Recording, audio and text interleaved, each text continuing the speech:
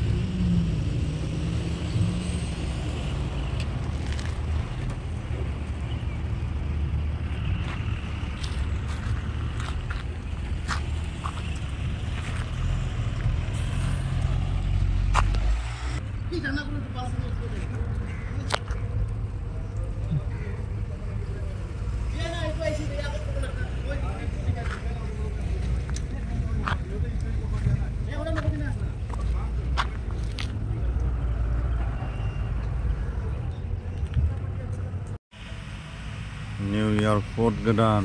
एकदम नै हरसे आरो नै दाबो जोबबावाखै सोरांलायनानै आरो नै गारगासिनो दं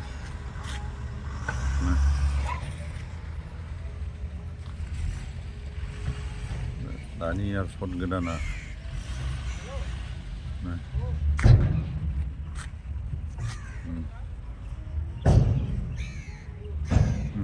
हमफैदोल' आरो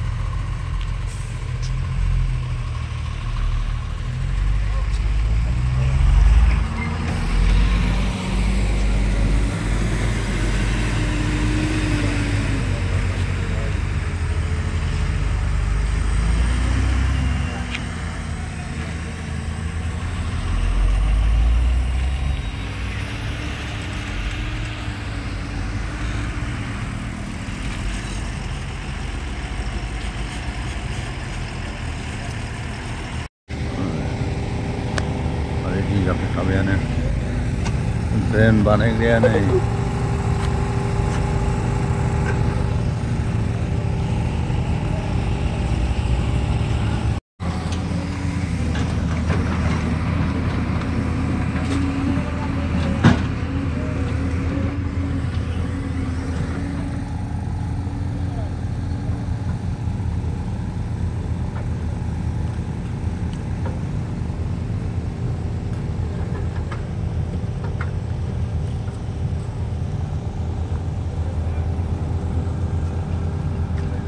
political party dana soba sokoba thunjlai nangoni thupita gaya already सोरनिबा फाव फान्दायनायाव दिनै जोंनि जि थैजौ होनानै मोननाय BTC बेयावहाय अलरेडी नेशनेल पार्टिया हाबखांखाबाय बेनि थाखाय दायनिगिरिया सोरबासो अलरेडी हाबनाया दा जों बेखौ बोरै दाबथाबायनो हागोन नामा जोंहा बायदिसिना जोंनि 6 शेड्यूलनि जि पावर फांक्शन्स गोहोफ्रा खाथिल जालांबाय थागोन बेफोरखौ जों हमथानो हागोन नामा जोंनि जौगाबोनाय बा सिखांबोनाय जा लाइमोनफोर यां जेनेरेशनफोर बिसोरनि इयुनखौ जोङो मोजाङै दिदोम मोनसे मोजां राजखान्थियारि आबहावानि सिङाव लाखिनो हागोन नामा दिदोम सान्थि लाबोनो हागोन नामा बेफोरखौ साननानैसो जोङो बे APBखौ दानाय जादों रावनिबो थुनज्लायनायाव बे बुंनांगौखाय सोरबाया बुंदों बाट बे जानोनो हाया BTC बिसायख'थिया खुंजानाय गेजेराव बारा गोबाव गैलिया नोंथांमोना रायजो राजानि गेजेराव मा इसु बा थांखिखौ लानानै जों जि थांखिखौ लानानै दादों बे थांखिखौ लानानैनो जोङो हाबगोन गिबियावथ' जोंनो बे BTC हालामावहाय गासिबो मोनसे बिकल्प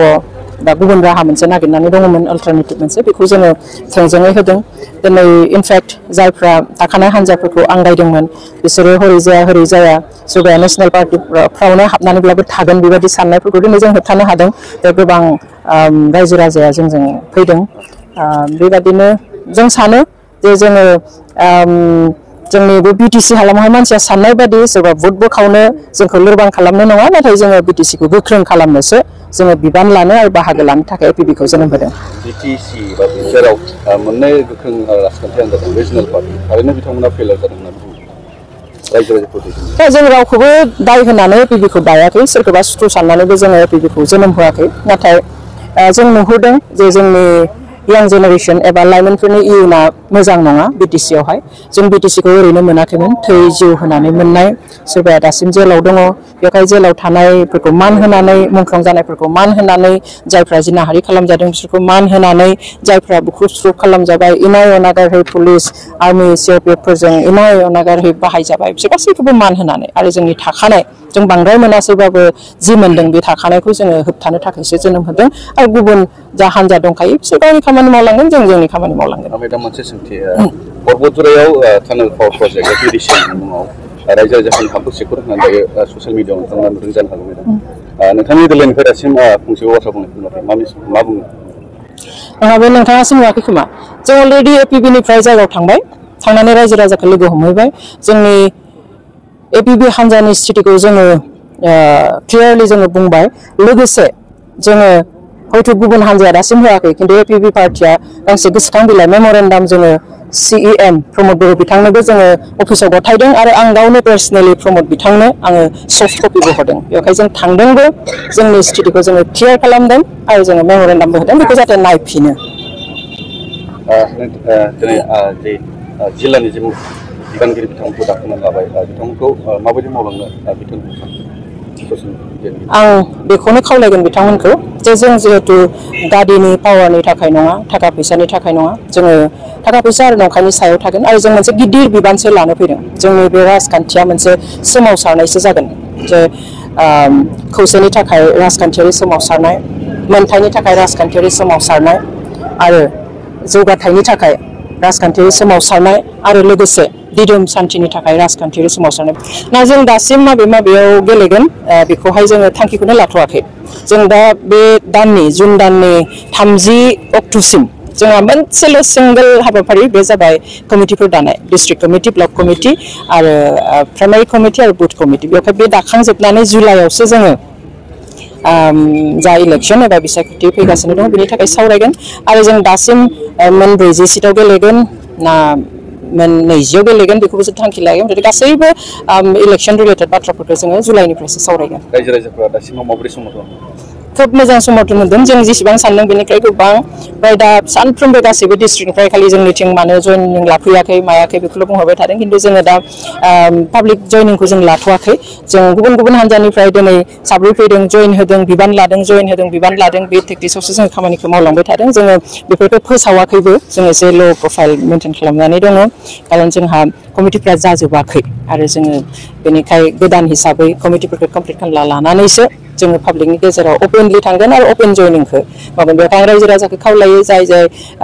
जोंखौ मदद होनो गोसो जेराव जेराव दासिम हांखुर जानानै नेनानै दङ आरो साननैसो नेबाव जों जेरावबो थांगोन आरो जों बयखौबो जयनिं खालामहोगोन जोंनाव जोङो नाजावगोन थेंक इउ